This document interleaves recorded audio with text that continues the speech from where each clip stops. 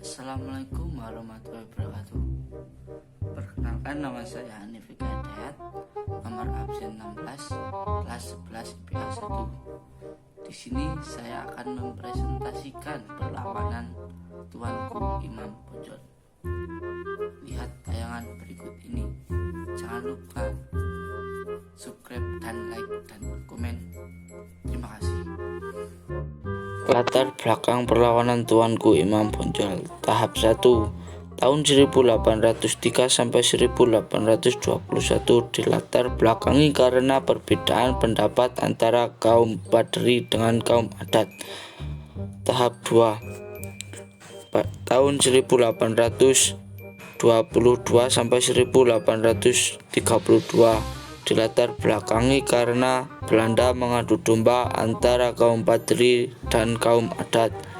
Tahap 3, 1832 sampai 1838 dilatar belakangi untuk mengusir Belanda dari tanah Minang. Jalannya perang. Periode pertama 1815 sampai 1825. Pembentukan Salapan mendapatkan respon dari kaum adat yang semakin keras menolak untuk menerima ide Islam dan mempertahankan apa yang jadi kebiasaan mereka, dan seterusnya.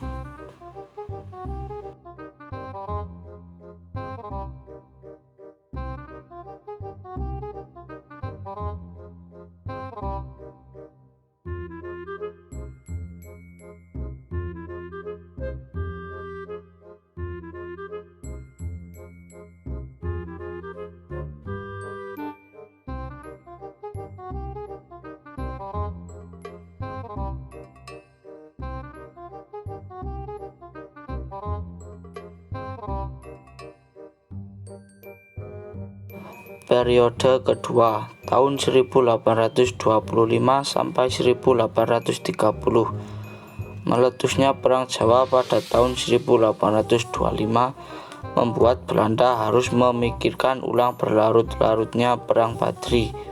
Kolonel terus berhasil membuat kontak dengan kaum Padri yang dipimpin oleh Tuanku Keramat. Perjanjian dilakukan di ujung karang dan ditandatangani di Padang pada tanggal 15 November 1825, menyatakan bahwa Belanda mengakui kedudukan para tuanku di beberapa wilayah dan meminta untuk menghormati kepentingan saat. Periode ketiga, tahun 1830 sampai 1838. Pada periode ketiga, Belanda kini dapat memusatkan seluruh kekuatannya untuk menaklukkan Minangkabau.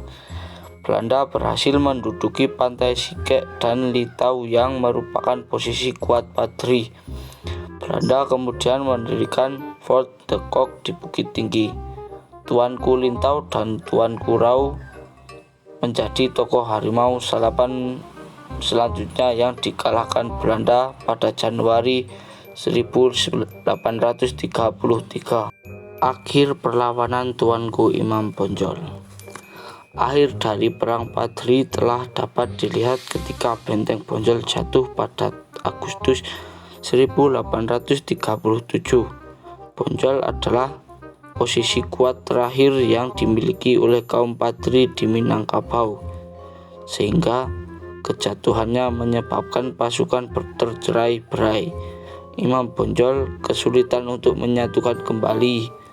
Pada Oktober 1837, Belanda berhasil menangkap Imam Bonjol yang kemudian diasingkan ke Cianjur pada Januari 1838.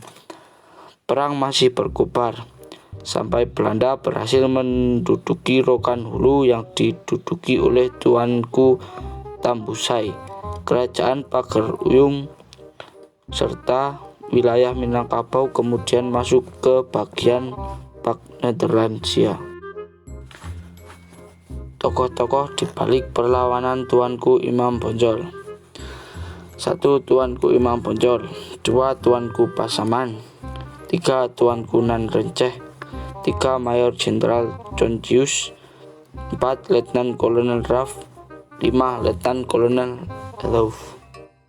Untuk menghargai dan menghormati jasa pahlawan, kita harus saling menghormati dan menghargai satu sama lain, memupuk semangat cinta tanah air, tidak melupakan jasa pahlawan, belajar dengan tekun, memperingati peristiwa-peristiwa penting, dan menjalankan Pancasila dan peraturan lainnya.